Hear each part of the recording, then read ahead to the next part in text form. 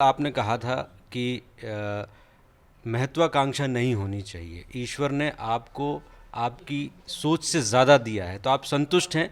और यदि आगे अवसर मिला तो और भी बड़ी जिम्मेदारियां मिल सकती हैं, क्योंकि भाग्य ने आपका बहुत साथ दिया है। मैं जहाँ तक सोचता हूँ, राजनीति कोई व्यवसाय नहीं है, लाभ हानि का धंधा नहीं है कि हमें प्रॉफिट हो रहा है, लॉस हो रहा है। और इसी बात को मैं इस तरह से कह सकता हूँ कि जब मैं 1980 में बीजेपी में आया, जब जनता पार्टी टूटी, तो 1980 में मैं लगभग संस्थापक सदस्य था जब बीजेपी बनी।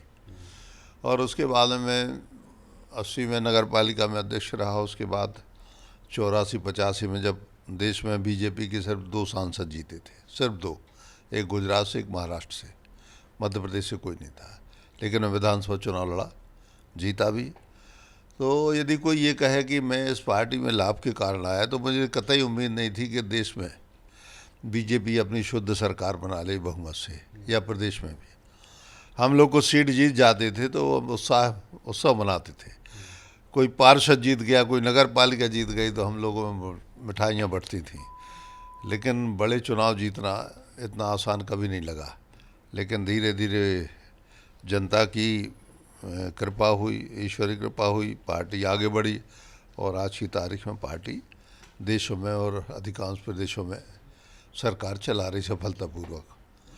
तो इस कारण से जहाँ तक मेरे बारे में कि मैं किसी पद के लालच में या किसी भी राजनीतिक नफ़ा नुकसान के हिसाब से आया, तो ये इसी बात से सिद्ध होता है कि जब हमारा सबसे ज़्यादा ख़राब वक्त था, उस समय में इस पार्टी में आया, चुनाव लड़ा।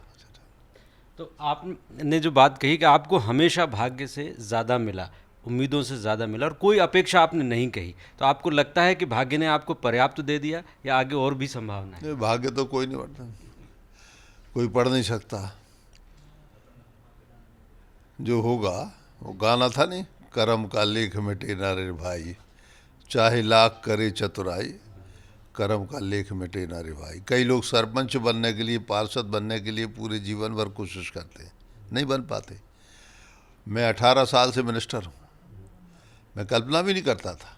22 साल लगभग मैंने अपोजिशन में राजनीति की। तो जिस तरह से आजकल के लोग ये दल बदल करके तुरंत एक सा कार्यकाल नहीं कट पाता, वो पार्टी बदल देते हैं, तो मैं उस परंपरा का समर्थक नहीं सर। आखिरी सवाल, मेल मुलाकातों का दौर बहुत हो रहा है भारतीय जनता पार्टी में। केंद्रीय मंत्री कैलाश जी, ज्योतिरादित्य जी, शिवराज जी, कैलाश जी, ऐसे कई समीकरण बन रहे हैं, तो इनके क्या मायने निकाले जाए? नहीं, मुझसे कोई नहीं मिल रहा, जनता के अलावा मुझसे कोई नहीं मिल रहा, सिर्फ जनता ही आती मिलने के लिए। अभी तक तो एक भी नेता नहीं आया कोई जी। बड़ा अफसोस है। तो गोपाल भार्गव जी अपनी बेबाक बयानबाजी के लिए, अपने बेबाक स्वभाव के लिए भी जाने जाते हैं, और वो सच बोलने की कोशिश करते हैं। राजनीति में एक लंबा अरसा उन्हें हो गया है, और मध्य प्रदेश की राजनीति में एक अपराजयी योद्धा के रूप में भार्गव जी जाने जाते हैं। तो उन्होंने जो बातें कही, उसके निहितार्थ आप निकाल सकते हैं। कैमरामैन सुरेश कटियार के साथ अतुल विनोद पाठक, स्वराज एक्सप्रेस, भोपाल। मध्य प्रदेश की हर छोटी बड़ी खबर से अपडेट रहने के लिए सब्सक्राइब कीजिए MP स्वराज।